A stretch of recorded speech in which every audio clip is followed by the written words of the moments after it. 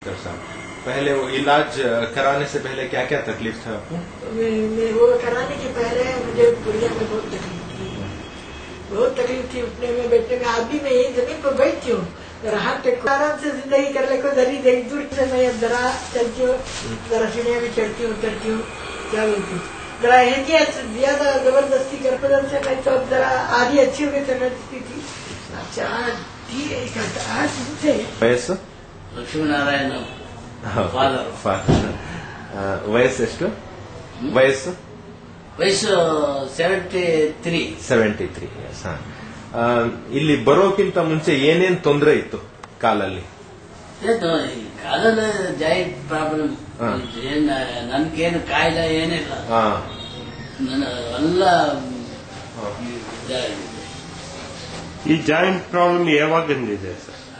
ಯಾವಾಗಿಂದಿದೆ? ಅದೇ ಆಯ್ತು 15 ಇಯರ್ ಪೈನ ನೋವು. ಇದೆಲ್ಲ ಜಾಯಿಂಟ್ನೆಲ್ಲ ನೋವು ಇದಕ್ಕೆ ಕ್ಲೀನ್ ಆಯ್ಚೆ, ಕೊಂಚ ಕೇಳಿಗೆ ಹೋಯ್ಚೆ ಬರೋಲ್ಲ. ನೀನು ಎಕ್ಸರ್ಸೈಸ್